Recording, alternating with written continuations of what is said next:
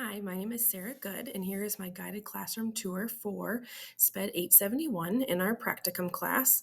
So I initially recorded this intro video in my classroom right before I did my guided tour, and I realized I missed some things and I thought I could be more specific. So here it goes. So I teach mixed abilities preschool. So I teach students ages 3 through 5 years old. All of my students have an exceptionality. They all have an IEP. Most of them do have autism. However, it is a mixed abilities classroom, so I might have students who just simply have a developmentally delayed label, and I have students who are higher functioning and verbal, and I also have students who are on the lower end of the functioning spectrum, and we're working on giving them a way to communicate and that kind of thing. I do have 2 half-day sessions. So in my morning, that's my younger session with my 3 and 4-year-olds, and I have 7 students. In my afternoon, I have my 4 and 5-year-olds, and I have 8 students there. My class is mainly boys. I have in between both sessions, I have 1 female, and that's my afternoon session, which is different compared to last year where I had quite a few. I have a very diverse classroom. Our school does have 3 general ed preschool classrooms, and the neighborhood that we are located in is very diverse. So I have students who are African American, Hispanic, Native American, Pakistani. I just have very diverse group of students, which I think is great. I do try to incorporate that into my visuals. So when I make visuals, I make sure to incorporate different skin colors or wearing different sort of traditional garments, or just show students a variety of videos that we use from different ethnic backgrounds based on what we're learning. My diverse classroom, which is really cool. I do have high expectations for my young students. We are very structured. Excuse me. I have, we try to limit the amount of time that they're expected to sit without movement. We do a lot of differentiation and try to meeting my students where they're at. They all have some sort of communication system. Mostly it's a low tech, which is picture exchange or core French communication book. I do have one that has an iPad, but we really try to make sure they have a good understanding of visuals and what pictures mean before we move them to that more high-tech option. I try to be very positive in all of my discipline. It's many of my students' first experience with school, so I try to make it very positive and use reinforcers and motivators and things that they like. I first work on teaching how to go to school. So if they don't want to sit in an area and they go and get some toys, they can have that toy. We just take it to that area and we kind of work on those kinds of things to just make it the expectations high, but also be very, very positive to avoid those power struggles. Use a lot of first then language, give a lot of choices, that kind of thing. I do use a lot of technology, use a lot of videos. I have a smart board, an iPad. We use boom cards. My students really like videos. So if there's something maybe they've never experienced, like a children's museum, I'll show them just a short video clip of that to kind of expose them to things like that.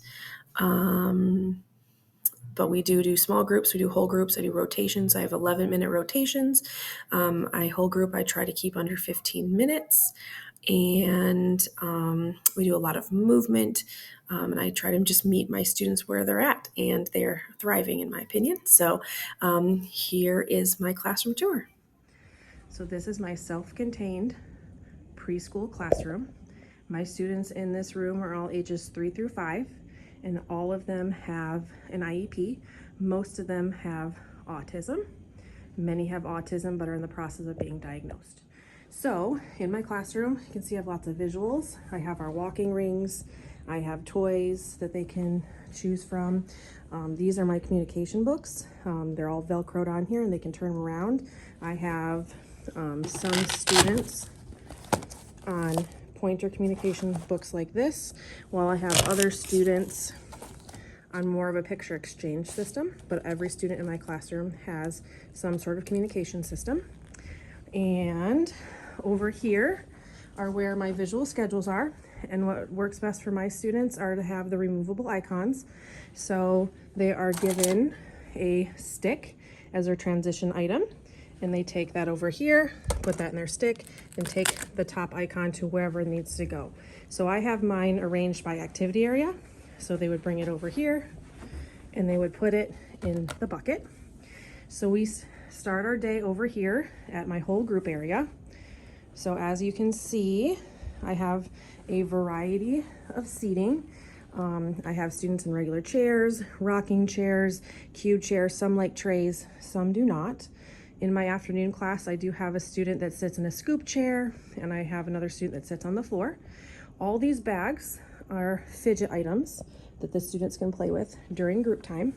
I have one student that likes more cause and effect things, so we keep them here, and they switch them out often. I have a drawer here where I keep the bags, and then also right here is where I keep extra fidget items. So here is half of my daily schedule on the board, and that star, you can move it down for each activity area that we do during the day. So we start here in group time. We do a morning activity. We also read a story time. We have what's called a fast focus. All the students are expected to sit and are for no more than 15 minutes. And then we do also have centers. So my first center back here is a turn-taking center right now. We were doing task boxes, which each student starts with a task box here, and then to kind of get their going, and then they work on turn-taking. So this week they're playing this bingo game, and so they each take turns. So they each have their own basket they get with their weight and their My Turn cards in it. And this is their little visual of what they're doing. They match this to their task box, then they do a game, and then they can make a choice, sorry. So here are my choices. These get switched out regularly, and they're all back here, as you can see. The students who are not on visual schedules just get the icons to take to different places there, and so we have sticks the icons on the wall.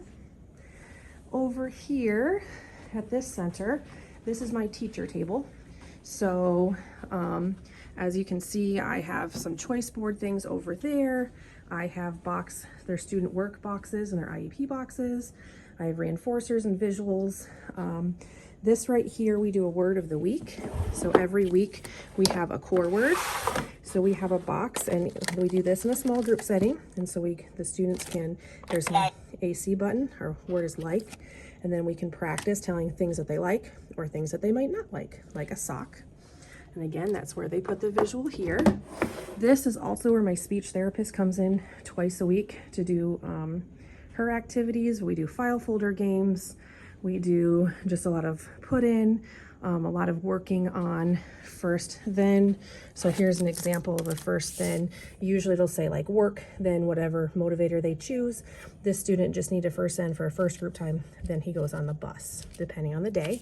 So in every work box is a first, then strip. And then over here we do art, we do fine motor.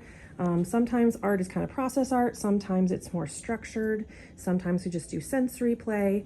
But again, students have the options of first thens if they need them. They also have a choice board. This comes off the wall and they can hand that to them, and these are their choices that they can choose when they're done. With all the choices are down here. There's my word of the week. This is also where we do snacks, so I keep extra snacks here. We have core boards throughout the classroom, more visuals. I do have 4 centers this year, which I split up. So this is a sensory center. Some students like to choose and do this, while other students will go to the play center, which is over here. And this shelf opens up, and then they play in here. We uncover things. But yes, the trampoline comes out at play. We have a sensory steamroller. Over here, we do have this house back here with my spinner on top, and this is my calm down area for emotional regulation. I usually have a basket of things in there, but I need to revamp those after an incident we had yesterday. So I try to be organized, but this is a busy place, and yeah. So this is my classroom. We do use structured teaching. So I do a lot of task boxes. I try to keep the decor minimal. We use lots of visuals. So thank you so much for coming along to my classroom.